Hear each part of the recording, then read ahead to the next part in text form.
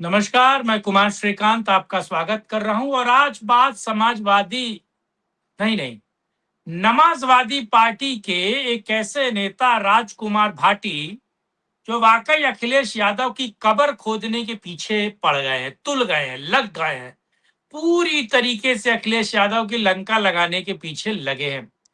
दरअसल ब्राह्मणों पर और अपर कास्ट पर, सीधे तौर पर ब्राह्मणों और क्षत्रियों पर जो अनर्गल बयानबाजी राजकुमार भाटी ने की है, वो क्या कुछ कहते और उसके नतीजे कितने बुरे समाजवादी पार्टी के लिए, और यूजीसी ने जो डेंट किया था बीजेपी को, कहा जा सकता है उत्तर प्रदेश में कुछ हद तक या फिर 1-2% ही सही, उसका एक बड़ा इम्पैक्ट पड़ने वाला है। या फिर उसका वो जो इम्पैक्ट पड़ा था, उस इम्पैक्ट या इफेक्ट का डाइल्यूजन क्या समाजवादी पार्टी के नेता ही कर रहे हैं? क्या ब्राह्मणों, ठाकुरों और अपर कास्ट को वापस बीजेपी में जोड़ने और उनकी नाराजगी को दूर करने का काम क्या राजकुमार भाटी ने अपने माथे ले रखा है? खास तौर से जरा वीडियो के माध्यम से मैं इसे समझाने की कोशिश करूंगा। जो काम आरजेडी के लिए प्रियंका भारती और एक और कंचना यादव ने किया, क्या वही काम राजकुमार भाटी और प्रोफेसर लक्ष्मण यादव, जिसके पिछवाड़े पर लात मारकर भगाया गया था, क्या वो दोनों ने इस बीड़ा उठा रखा है? सबसे पहले आपसे अनुरोध है कि मेरा जो यूट्यूब चैनल है यूपी न्यूज लाइव 87, आप जरूर उसे सब्सक्राइब करें, आप जरूर अपनी पहुंच वहां बनाएं, आप जरूर वहां जाएं और अपना आशीर्वाद जरूर दें, क्योंकि आपका प्रयास, आपका सपोर्ट, आपका सब्सक्रिप्शन या फिर आप जिस तरीके से सहयोग समर्थन देते हैं, उसका बड़ा इम्पैक्ट पड़ता है हम जैसे छोटे पत्रकारों पर। मैं अपनी बात शुरू करने से पहले जरा आपको एक वीडियो दिखाता हूं। ये राजकुमार भाटी समाजवादी पार्टी का ये जो चपड़गंजू है, ये कह क्या रहा है, जरा इसको सुनिए, फिर आगे की बात कहते हैं। जरा सुनिए। हमारे हक कोई और नहीं खा रहा होता तो हमें आरक्षण की जरूरत ही नहीं थी। हमारे हक पांडे जी, मिश्रा जी, शुक्ला जी, तिवारी जी और त्रिपाठी जी खा रहे थे, इसलिए हम आरक्षण की जरूरत थी।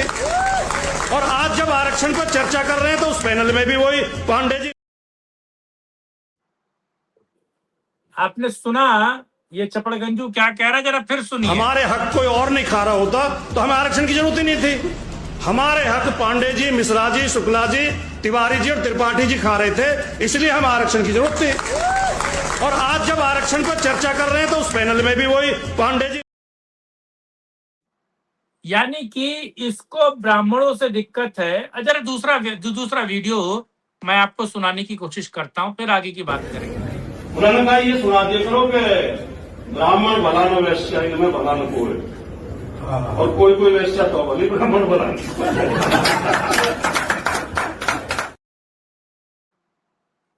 ब्राह्मणों की तुलना वैश्या से करना और वैश्या को बेहतर बताना और ब्राह्मणों को वैश्याओं से भी नीच बताना, ये काम समाजवादी पार्टी के राष्ट्रीय प्रवक्ता राजकुमार भाटी कर रहे हैं।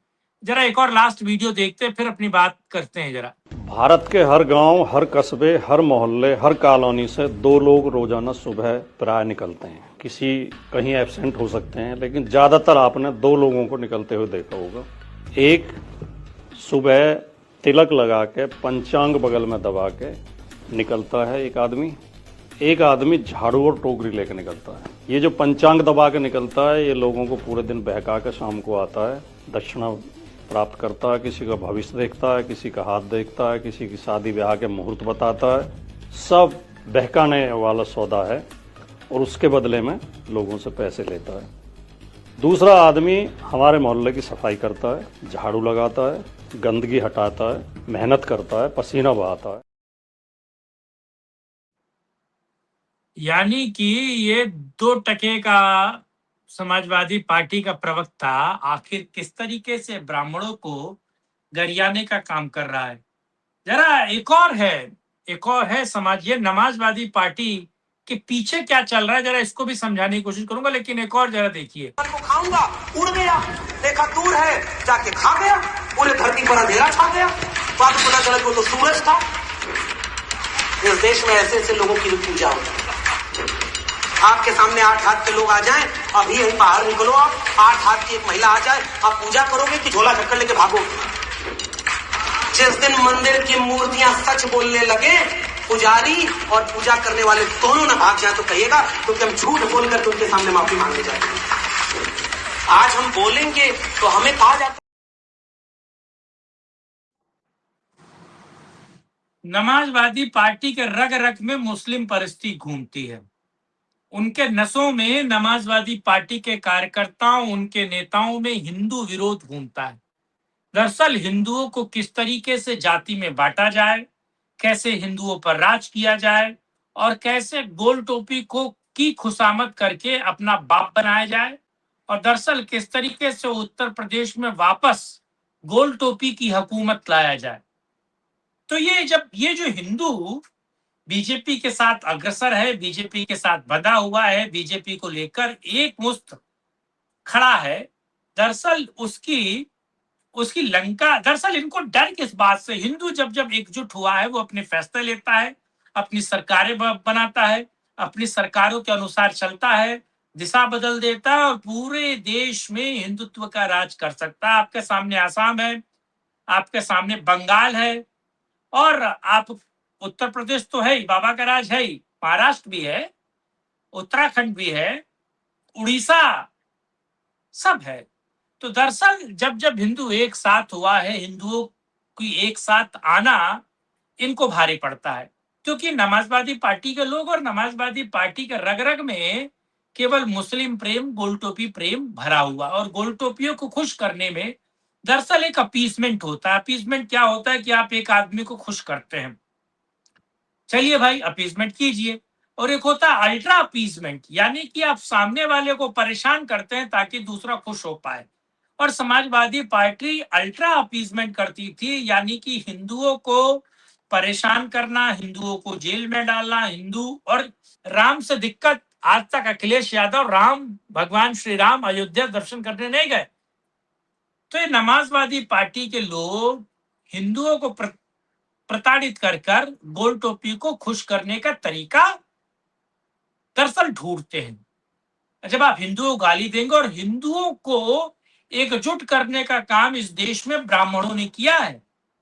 इस देश में जातिगत आप गालियां भले दे लें, लेकिन वाकई इस देश में शिक्षा और हिंदुत्व को बनाए रखना, धर्म को बनाए रखना, इस देश में राष्ट्रवाद की अलख जगाने का काम, यानी कि जब मुगल जनेऊ मन भर जला देते थे, तो उस मन भर जलेऊ के बावजूद भी उन शास्त्रों को, उन पुराणों को, इस देश के वेद वाक्यों को कंठस्थ कर शिक्षा आगे देने का काम, भूखे रहकर, खाली पेट रहकर, शरीर पर एक कपड़ा पहनकर शिक्षा देने का काम, भक्ति मार्ग दिखाने का काम, राष्ट्रवाद की अलग जगाने का काम, धर्म की धुरी को और धर्म के पताका को फहराए रखने का काम इस देश में ब्राह्मणों ने किया है। क्षत्रियों ने अपना लहू दिया है। इस देश को बचाने के लिए अलग अलग राज्यों ने, अलग अलग राज्यों को बचाने के लिए खुमाण, बप्पा रावल, महाराजा सांगा, महाराजा प्रताप, आप हजारों नाम है, ऐसे हजारों नाम है। लेकिन दरअसल जब जब हिंदू जगता है, जब जब हिंदू एकजुट होता है, जब जब हिंदू करवट लेता है, तब तक ऐसे ऐसे नमाजवादी पार्टियों के नेताओं के पेट में दर्द होता है। और अब ये डरे इसलिए हुए हैं क्योंकि बंगाल में हिंदू एक साथ आए और हिंदुओं ने ममता बनर्जी की 15 साल पुरानी सत्ता को उखाड़ फेंका और इतना धूल धूसरित कर दिया कि अब पानी लेने वाला नहीं है। पानी मांगे ममता बनर्जी तो उनको पिलाने वाला व्यक्ति नहीं है। तो ये डर नमाजवादी पार्टी के लोगों में है। इसीलिए ब्राह्मणों को ठाकुरों से भिड़ाना, ठाकुर ब्राह्मणों को वैश्यों से भिड़ाना, दलितों को अलग से, जो कि पीडीएफ में पिछड़ा दलित अल्पसंख्यक है ना दरअसल, तो ये अब टूट गया और लगातार हर राज्य में टूट रहा है। तो ये जो पिछड़ा दलित अल्पसंख्यक का कार्ड अखिलेश यादव और नमाजवादी पार्टी करती थी, दरअसल अब ये धराशायी हो गया। और ये डर कि अब तो 40 के नीचे निपटने वाले हैं उत्तर प्रदेश के 2027 के चुनाव में, ये डर इनको याद दिला रहा है।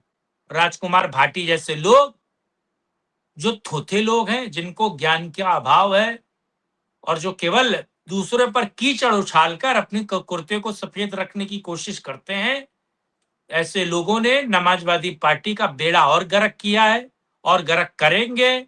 और आप देखेंगे कि 2027 के चुनाव में 40 सीटों से ऊपर नहीं होगा, और बल्कि ये जो राजकुमार भाटी है, इस पर एफआईआर भी दर्ज है, पुलिस उठाने वाली है, इसे हेट स्पीच की है। तो ब्राह्मणों ने तुम्हारी क्या, खैर छोड़िए, समाजवादी पार्टी से बचकर रहे, समाजवादी पार्टी के नेताओं से बचकर रहे, और जाति में बांधने के इस कुचक्र को भी आप बेहतर समझे। आज के लिए इतना, किसी और वीडियो में राष्ट्रहित में चर्चा करेंगे। तब तक के लिए जय हिंद, जय भारत, वंदे मातरम, नमस्कार।